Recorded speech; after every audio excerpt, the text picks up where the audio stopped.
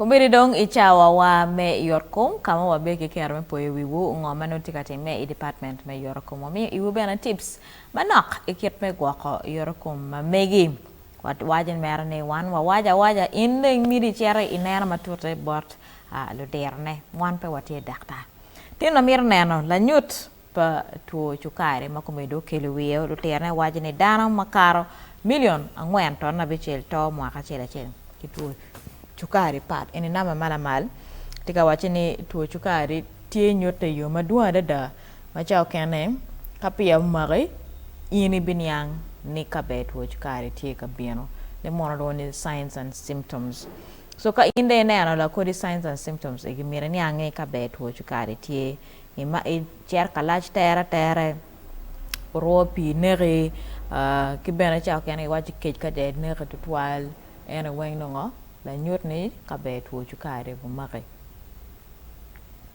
Polkare Dano gi waji gitike tuo nyogi no symptoms on your signs bene ne tuo tie gena raj ken ma chen ke wacho kwede Dano korno tuo digio tuo do rerge ngom ka gitamne mir gi chero yat pero ma dirt tikenyo o wega nero tuo mogo ma romo birno kromo controlling piki controlling pia mo chero yat no karo kena mo o ko en Dano chokto rescue on your survival rate beru no Dano million angwen ton na bichel penok mo Dano maduong magito loka Two Cukari ento giti ken joma tika wachini joma pigi ngeu keta yot kom giti kwede joma gi ngeu ni giti ke pega mo ne era pigi paro ni ana tika lacho chawa wengi ngoma rach kweda ana tika beru kuma ini ngoma rach kweda ka chi pimdo gen matio mere ma pego madiri kumala mi Uganda nyoy Uganda weng Dano pigi chiar gen makiloni routine check up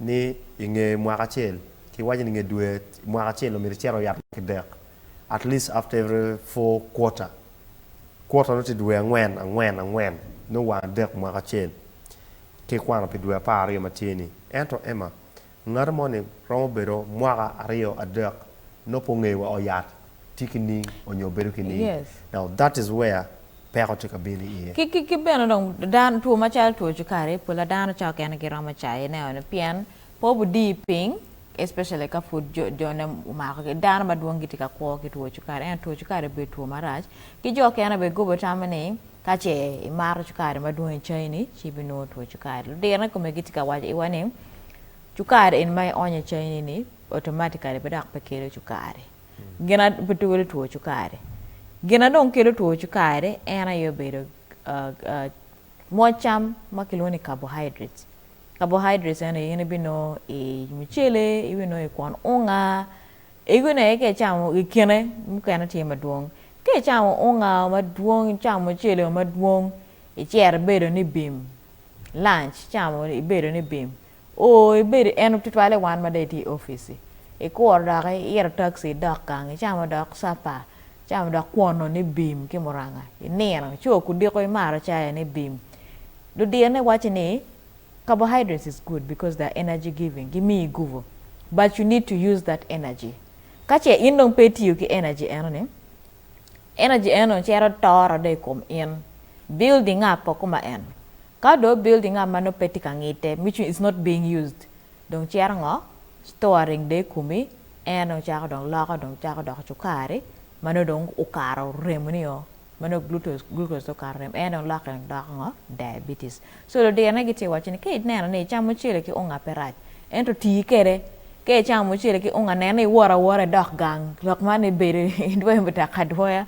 you're not using the energy that you have ena e loke dok Cukari so burn the calories burn the carbohydrates make kumi worry chere swimming chere watich magange yuedikal ichol in macha kana TV kana be mada yuedikal ting yugi chere che even when it helps to burn down the energy Emma fonye ane peratek Dano pigenge ni gen magi chamo any again le more what you eat makes you you are what you eat. Kumbeti ini chamo dek eni jomo kene gi chamo pigi chamo dek eno bokonya ki ngo Jomo kena chamane a cham weka yeng. That's the whole thing. Jomo kena get chair Anna gets perplexed sometimes. Ka chair hotel workshops mo madon. Jimo ma itam no mi reporte meno no tikatime. Ngarmono chama sumbusa chiel. Uno met chair sumbusa adera ngwen. Chamo peti chamane PM. Probably workshop kama no chame met ma da juice no tikenyo, jak tikenyo, chai, coffee. Cham. Kwe chama pat. Roma beti duong ata mirene ni kumimero ngo. Because the moment you can't make a decision on choice of ngo mimero chamane, iwi chama wengchi beru kigena kloni sausage rolls. Ni ii kamo o jepeu. Chidong beru peko. Cham jimi mai tamane kumino mero ono pier no ter. Kera dong mere te lewi ni ning. Meri inge levole. Jomo kene chamo magi o kamo gi penyi wacho tika verga parking. Wacho kene tika parking deck. Yes. Wacho kene tika parking jimmy. Pero wilo deck ini chamo sumbusa hotel. Pero wilo sumbusa wekete ilo tini gang. Furi parking en mi hotel bene chero per gang. No, hotel meno no. Muro chero mun chero workshop no meno no ko. No. Ko beta nyaila wi Dano. Chamaromi, dako, keep it to that level, let every other thing remain. Dek may munyi chwinyi mero, may munya tina mero chamano bo, makiliara ne. Ka chwinyi chweli, let them give it to you. Because that's what the body wants. Ema in kinu kana munyi waya kai, tina dek chamo may kana mero chamoranga. Because no chwinyi take a driving. Mwaro bin wa beru kanyo wati chamo rej, wati chamo ngo. You're eating your beans. It doesn't mean ni no pay nero ngo mo wati chame. We eat in a buffet, may no dek wenke chow. Keket ko ni dek ma keri kantin chenjui. Wana chero, itok moranga, itok renmutwo, itok benyewa, itok rinyu, itok chin dek. PM chin dek no chie, itok na kurimo na kawanya chalo chunyi. Ka ini wachi chako weng. You don't eat anything that is why eating habits must be controlled. And yes, and like eating habits, and I get watching it to Cukari. In the bit I'm watching, I can control. I'm on your yard. I control in Cukari, but in the long run, to Cukari kill Jim at home. You can never let a kidney failure. Pian one on to make kidney treatment attack.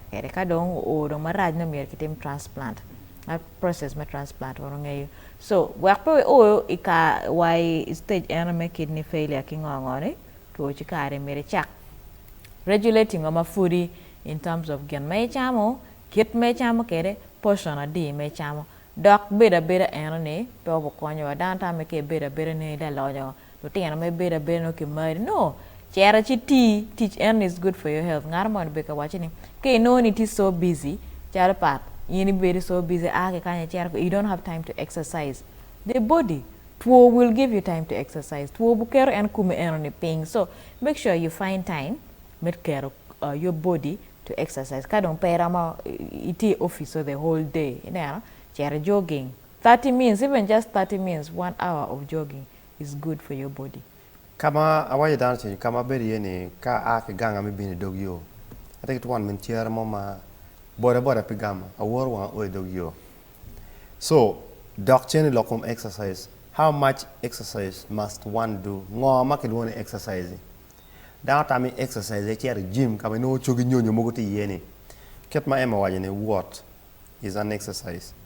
An keno kana mo tamachini abicharo ka cham. A cham bene kama bo ka mo tan pa bichame kantin we po ka ti chere wawa a woro a chera chamo a woro da kadu a woro a dugo when you de banning gene chamo no which is very good ka office a maropi I relax donc at the end of the day na take a balance wachini okay gufuni ma warm tie ka ma no nge beri chalo kokte ye ma no I am feeling very hot a chako wachini yes I'm feeling it Ento any bene konya PM at the end of the day is your body is reacting.